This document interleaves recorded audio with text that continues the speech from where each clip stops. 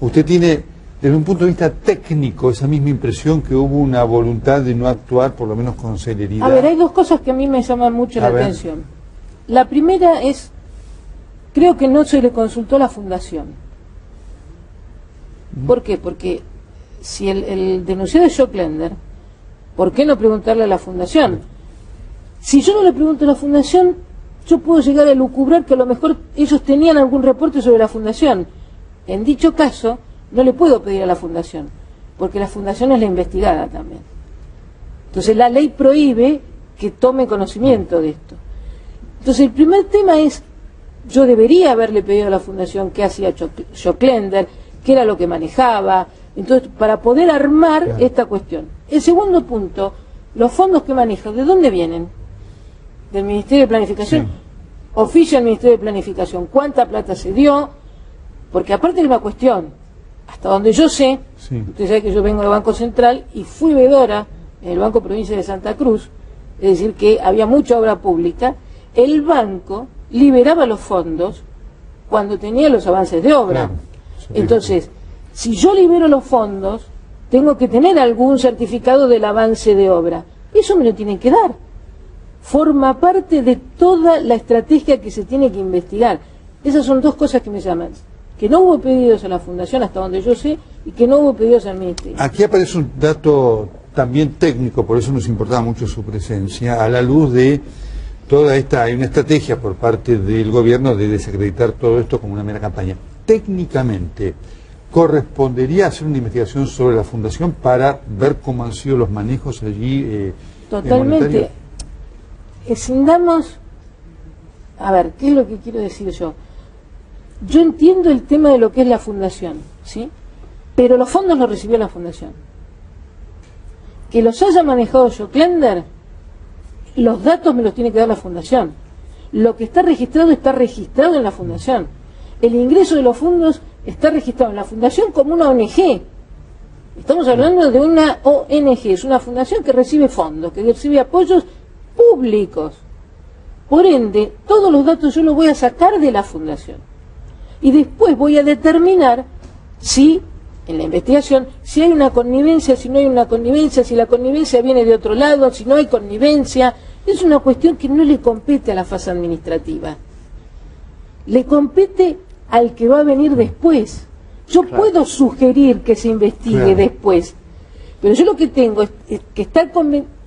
Doctor, si yo le tengo que ser sincera, a mí me llega esto con 2 pedidos, y si no me lo responden más rápido me lo saco de encima.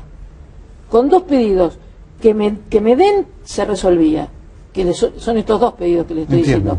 Y si no me contestan, me lo saco más rápido porque algo pasa. En este marco, ¿alguna vez usted pudo hablar con Neve de Bonafini, con alguna gente de la Fundación? No, nunca. Nosotros en la presentación que hacemos figuran 2 nombres, Joclender por un lado y la empresa Antártica Argentina por el otro lado. ¿Sabían de Meldorec o no? No sabíamos de Meldorec, porque tampoco nos pusimos seriamente a investigar, salvo corroborar determinados datos para saber si la información que habíamos recibido, la denuncia que habíamos recibido nosotras, algo de veracidad tenía. Ahora, de cualquier manera, entendiendo además con tanta claridad cómo pudo haber sido el proceso de investigación administrativa, me parece que falta la otra parte también, ¿no? Es de dónde venían los fondos, si eran fondos públicos o si no eran fondos públicos, podían haber sido fondos del narcotráfico, de venta de armas, del terrorismo, vaya a saber de dónde venían. Nosotros no orientamos la investigación de la UIF hacia ningún lugar. Ahora, los fondos provenían de algún lugar, ahora hay una profusión de datos que implica que esto es mucho más amplio, mucho más extenso, mucho más complejo, y falta una parte que es cada una de las instancias que conformaban el circuito del flujo del dinero. El gobierno nacional, las instancias del gobierno nacional, ministerios, las provincias, los ministerios o los institutos de cada una de las provincias, los municipios en el caso de que correspondiera. todo ese circuito tiene protocolos de control y de fiscalización que evidentemente, no solo en este caso, que nosotros fuimos por lo que ya expliqué, sino de mucho antes y siguió incluso mucho después. O sea, acá se abre una serie de cuestiones que me parece que cuentan con una responsabilidad muy, muy, muy importante, ¿no?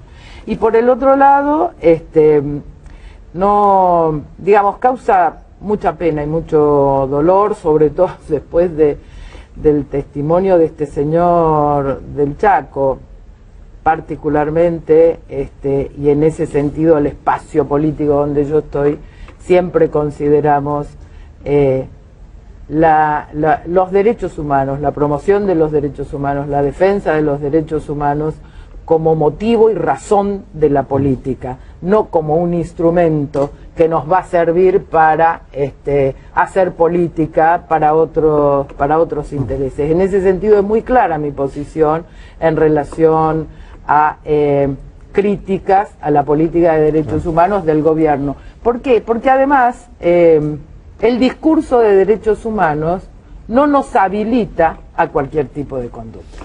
Doctora López, bueno, hay un rumor que se pregunta de la cantidad de empresas que podría tener Joklen. ¿Usted ha tenido alguna información a lo mejor que pudiera A mí me acceder? dijeron, me comentaban que eran bastantes las empresas. Hay un número de 14 dando vueltas, Sí, algo por así. hay un número de 14. Lo que a mí me interesaría saber si este entramado de empresas fue develado por la UIF o lo hizo PLE en 24 horas. Ajá. Eso sería muy interesante. Porque si lo hizo PLE en 24 horas, Claro. entonces vamos a tener, si se actúa como corresponde, habría que analizar el comportamiento de la UIF. Es decir, la unidad de información financiera debería haber chequeado esto y podría Pero haber si lo tenido- hizo PLE en 24 horas, el fiscal. supuestamente, Sí, sí, sí. lo hizo PLE en 24 horas, ¿por qué no lo hicieron ellos? Ahí es donde yo digo que hay que ver el expediente. Si esto se hiciera como corresponde, tendría que haber ahora una investigación respecto a la actuación de la Claro. UIF. Le hago esta pregunta también, insisto, con lo técnico, porque es muy importante, porque en muchos casos los fondos iban desde el Ministerio de Planificación a municipios y provincias. Por ejemplo, la Ciudad de Buenos Aires tenía un acuerdo. También habría que investigar esos distintos municipios en cuanto a qué control tuvieron en relación a ese dinero Yo creo que en una público. etapa judicial, sí. Ajá. Vamos a separar lo que es la investigación administrativa con Sí, lo que claro, es la judicial. exacto. En la parte administrativa yo tengo que encontrar evidencias de algo, que no tiene por qué ser, como dijo Batela, tener la certeza de un delito previo. No, Claro. yo tengo que encontrar evidencias de que esto sale de lo normal. Y al salir de lo normal, fiscal. Y el fiscal resuelve esto, entra un juez. Cuando el juez entra, a mí me parece que no debe dejar ni un punto sin investigar. Ni un punto. Finalmente, diputada Quiroz, y ahí vuelvo a lo que fue el principio, ¿no es cierto?